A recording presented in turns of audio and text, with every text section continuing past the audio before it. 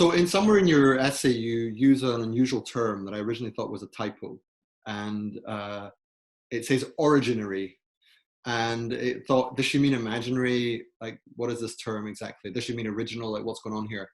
And then I thought it through and thought, no, this is very consistent with the whole piece. She's making some claim about the nature of returning to origins, and I'm curious to know more about that, especially in juxtaposition with imaginaries. So, is there any more you can say about that? The article's filled with these little suggestions or previews that could be really unpacked into larger things. So let me see if I can give it a go. The word originary, I think, appears in Gebser's work. And actually, I hadn't thought of it as juxtaposed to imaginary, except it was clearly that's what I was doing in the article. Let's look at social imaginary first. It's a word that's been coined recently about the kind of guiding, overarching idea of where the culture thinks of itself and where it thinks it's going. So that can sound like a kind of just a concept or a metaphor, but there's actually been a lot of research by people like George Herbert Mead, Robert Bellah, who wrote Religion and Evolution, George Herbert Mead talk about the social self in American pragmatism, or Merlin Donald, who looked at the evolutionary anthropology of how groups stick together, and Michael Mann, who wrote a 5 or 6 canon series on the forces of social cohesion. You see the same pattern. They use different words. Michael Mann uses ideology. Bella uses Merlin Donald's terms. Gebser uses structures of consciousness, but they're all getting at the same thing. Sacred canon as well, yeah. Yeah. And they're all getting at the same thing. And that is, ever since the dawn of civilization, once civilizations got complex enough and stratified enough, that, it's like the question is, why did the slaves stay slaves? Why didn't they get up and walk away? I used to ask this question to myself when I was a kid. Like, there was 20,000 of them and a handful of pharaohs. Like, why didn't they just get up and walk away? Because for most of our 2 million years on the earth, as hominids and humans, when the leaders became kind of bullies, people would just get up and walk away. Mm. And one of the things that keeps us together is this notion of an ideology, an identity. George Herbert Mead called it a social object. He said they were backed by cult values. Mm-hmm. And so what we know through the long arc of history is that these social objects, supported by new technologies, has enabled societies to become more and more unified, both in larger number of people and across geosocial space. So at first, if you were in a city-state and you had the social object, the divine king, that kept you in place. But once you get the monotheistic religions and you have, backed by the text, for example, you have the Torah, the Quran, the Bible, what you have is people from all over the world now can gather together by these gospels and consider themselves one people. Mm-hmm. So both the quantity that you can capture or cohere and the geographic reach gets larger. Mm-hmm. Then we see the next move with empire. Empire is based upon the notion of contracts, big mm-hmm. trade contracts. So you can have someone in England sign a contract and change the life of a person in India. Mm-hmm. So you see the ideology itself, the social imaginary, is a technology backed by other technologies. Mm-hmm. So what do we have today? We have digital technology, which enables this very large global social imaginary called, some people just say it's neoliberal globalism. I say there's 3 factors involved, and I can't remember what the 3 of them are, but it's central bank statism, geopolitical order, and something else. But the technology, the internet, again, there's this trajectory. So more people are caged. It's like a caging force under one identity. Mhm. And so what's in the popular imagination right now is what is going to be the new social imaginary. One of the things that is highlighted is these social imaginaries become the authority. Mhm. So science was the authority at one point. Now we have big data is the authority. Big data and the market is authority. So the question is like, what is the next big thing? And you see, this is a way of looking for the thing that's still in the same direction, something bigger, something more technological, some authority out there somewhere that will unify us.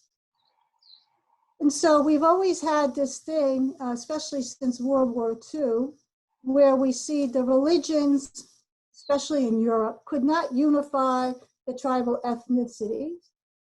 And then so we hope that the nation state, Bretton Woods, New World Order could unify these diversity.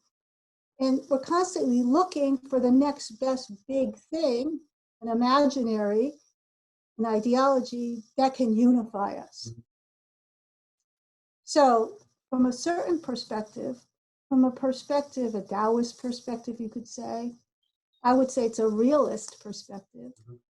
This is called bad faith because it assumes we're separate to begin with.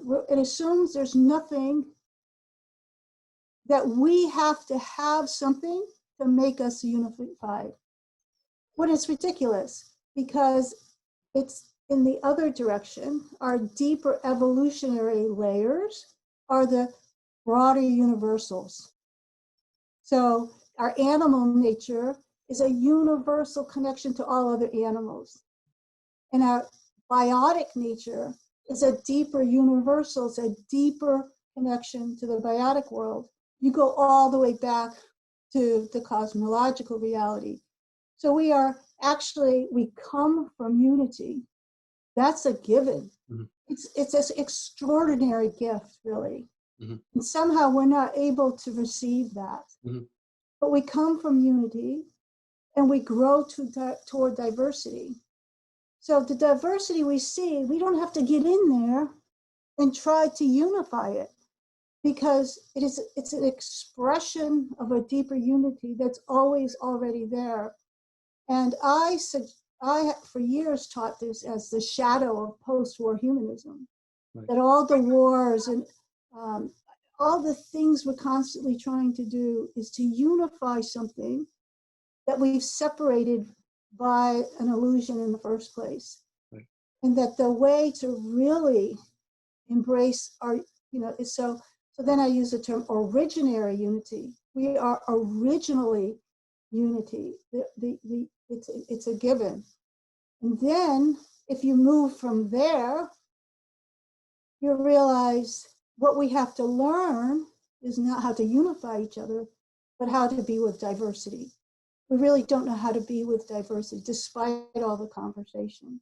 There's always this shadow that even like the postmodern notion of inclusivity is at the cost that everybody has to be inclusive. So even there's a shadow. And so it turns you could call it a metaphysics. It turns it around from the ontological reality of our unity, and then this celebration, and don't panic because of the apparent diversity. Mm-hmm. It's multi-scalar because it's also the psychological processes of the self are the same. Mm-hmm. That the self makes it nervous to see phenomena that are myriad because it suspects that it's fragmented, but it's not, because the basic, the originary aspect of the self itself is whole. Right. So, so that's the word originary. Okay, I think I understand. So a few things came to mind there. One was, I forget who said it originally, but that the pathway of the human being is from a kind of unconscious unity through differentiation to a more conscious unity. And when you look at that in a sort of modality sense, there's something about the kind of what you call biotic or biological unity that's baked into what we are as animals, as biological beings. And then there's a more aspirational unity, or some higher order awareness or developmental achievement even, where it's a kind of spiritual unity. And in between, there's this kind of social and cultural and political diversity. And I think that's very interesting at the moment, especially because the COVID crisis was a kind of moment of biology saying, remember me, and then humanity saying, we are one. And somehow those two things were out of step with the bit in between. And then to bring that back to your essay, there's a sense in which I think that's part of what you're saying. There's a deeper unity, but that's not to be confused with the superficial unity of present day political action. And the other thing that came to mind was the notion of an originary, which doesn't roll off the tongue, in juxtaposition with the imaginary. I think, if I understand you correctly, you're not saying that the notion of social imaginary is necessarily false diagnostically, but you're saying that the idea that that's what we should be working for misses the point that it's already there. So in that respect, I'm reminded of false scarcity in economics. Like, people say a lot of the problems with economics is that scarcity is manufactured. Actually, there's abundance, but we don't realize it. In the same way, you seem to be saying, look, stop saying we need a new narrative to unite everyone. On the contrary, we need to get over the narratives which are artificially dividing us and realize at some level that we are already one. And there's a biological aspect to that, and a something like a spiritual aspect to that. But in between, if that's the right term, I don't know if it's not a neat map. Yeah. Both of these other things going on, right? They're more divergent. Yeah. So this very interesting now that you framed it that way. So what I'm saying is that the imaginary should speak from the absolute conviction that you're one. Right. Not advocate for a need of something that's not there yet. One's a threat panic. Right. So when you listen to spiritual people talking about connection, they're not, it's a great work of beauty and poetry and imagination and wonder and stuff, but that's different than the postmodern project or the post-war humanist project, right, or someone complaining we need something. No, I think I understand. Yeah. And in fact, what you remind me of there, a bit obliquely, but I see the connection. In the philosophy of religion, there's this ontological argument for the existence of God, which roughly says that, because existence is greater than non-existence, and a perfect being must necessarily exist.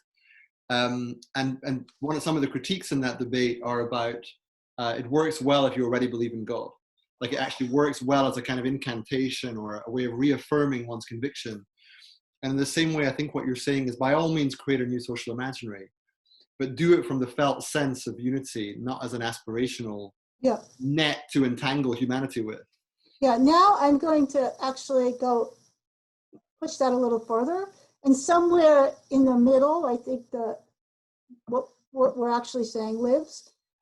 But there's a difference. We can look at history and see all these social imaginaries or social objects or cult values emerge, right? But no time until today did we know there was a social imaginary or social object or a cult object. So now we're in a unique place in history. It's perhaps not possible to have one anymore because it itself has been made transparent. So this is Gebserian language. Right, a perspectival, right. Exactly. So how can it function the way it did before when it's already an object in our consciousness? And so there's a ability now to consciously not, it's like you looking over the cliff and that's not a good metaphor, but there's something new happening. So it may be a completely new reality where, looking back, you'll say, up until this period, up until a certain period, people didn't have social imaginaries. And for a certain period, people did have social imaginaries. Mm-hmm. Now there could be a third wave, right, where we're connected in this new way. It could be a connected going back down That's what Gebser thought. You're actually making the originary unity conscious. Right. And so that's what I'm saying. There's an interesting proposition that it's the third aspect. We didn't have one, then we did Right. have one. Now that's conscious. So No, I'm with this conundrum because, as you know, my close colleague Thomas Bjorkman speaks about the need for a new meta narrative, or a new way to tell a story, of have some different source of ultimate authority that goes beyond science, religion, or the market. But I've always felt that's tricky for precisely the reason you mentioned, that in some ways the Wizard of Oz has been seen, you know. the gig is up. Yeah, we can't go back to thinking that that voice of the Wizard of Oz is not just some guy behind a mask of some kind. So what would it mean to have a collective social imaginary that we create together? Does that even make sense? And maybe where we're getting to is that it could make sense potentially, but only on the condition that it arises from a shared felt sense of a prior unity, such that the imaginary was maybe a somewhat ineffable but palpable and heartfelt connection to each other that arose from a sort of biological and spiritual unity that was already there. Yeah. So one way to talk about it in terms of complexity science is a lot of the ways friends of mine and I talk about it is you're looking from the shift from the many looking at a generalized value and then using that as a lens by which they interact with each other. Now we're looking at people who get more authentic at interacting with each other, and something new emerges, that which we have no known. There's no epistemological category that captures it, because we know that's how these, so if you were an alien, you might be able to look down and say, devise a category for what's happening there. It's culture shock, really. I mean, it's literally, I mean, I remember the first time visiting India, that physiological feeling of not being able to parse my experience because the categories weren't matching. Exactly.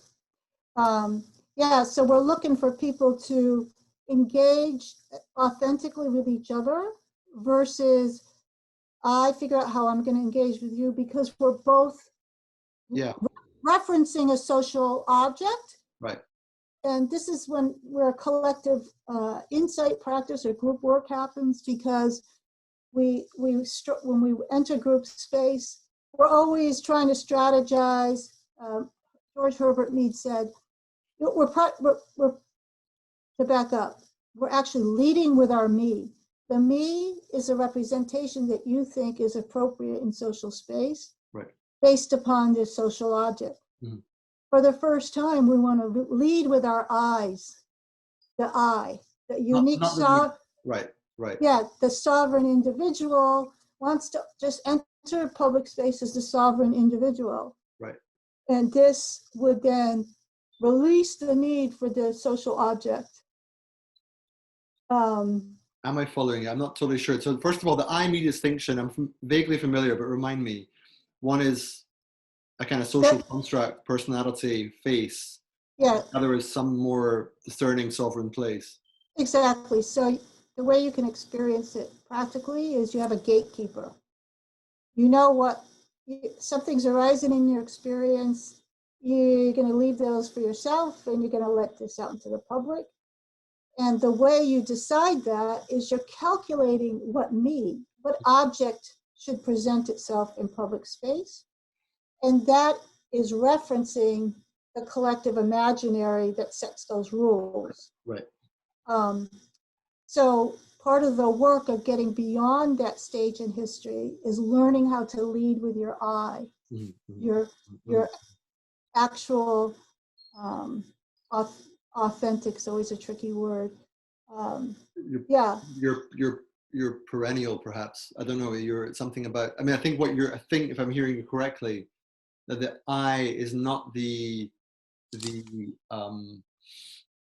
pattern of memory and conditioning of the Buddhist I that doesn't exist. It's some sort of more primordial connection with the earth and the ever-present origin to put it that way, that when you speak from there, you're actually, although it's an I, it's actually the universal we as well, or something like that.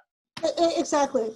And so, like, we're doing these collective insight practice workouts, and we're using uh, we agree just to say whatever comes into our minds. And sometimes it seems silly, or it seems off topic, or it seems, and we develop this trust that's whatever's happening is building on itself. And we're not constantly framing it into rules of conversation or anything. So there's this potential for this new kind of collective imagination to emerge and local coherence. But this has to do with individuals paying more attention to the many, and what emerges out of that instead of the many to the one. Right. And then what can we strategize out of that? So there's something going on. So I'm trying to just get a little bit clearer the relationship between any given imaginary, whether consciously co-created or intersubjectively emergent, as it has been historically, the relationship between the imaginary and the originary. What would be the optimal relationship? How should that function? Is that what you were speaking to a moment ago? Yeah. We kind of got deep here. Another way to look at it is, if I'm going to speak from, okay, so this is where it gets complex. The way the originary it manifests as me is very unique, because we grow from unity, and then each node is very unique. Right. So if I speak from originary myself, and I don't try to generalize that, what I notice is that every public symbol doesn't really match who I am. Every public archetype of a woman doesn't match who I am. It should not be a surprise. Every public archetype of an American doesn't match who I am. There's nothing that pre-exists in public space that's generalized that matches me. So I don't want to refer to that. I want to try to language what is rising up for me. Because of the way we've been conditioned, we'll always think it's not right, because we've been conditioned, for example, in public space, there's one right answer, and it's the answer everyone has, or there's one right way, there's only a handful of symbols that supposedly work. So we have to get over this gap between the public instantiation and our trust that ours, whatever comes up, is equally valid. And now we have people with a lot more categories, a lot more concepts, a lot more rich metaphors, and the collective intelligence is much more powerful, because you're using much more imaginative cross-hybridizing. This is the kind of new thought we need. So that's kind of how the imaginary is different. Once you get a group of people all throwing their little ideas around, then you say, oh, now you say it that way, it reminds me of this, and you start to get imaginative cross-pollination, and it's fecund, it's fertile. I mean, new things grow from it. Exactly. And now we can go back to anecdotal evidence, because you hold a lot of anecdotal evidence, what we call the anecdotal, or these little factoid points in the same kind of relationship. How do all these things fit, rather than you have a general story and this doctor is saying that? No, So I think there's a similarity there somehow.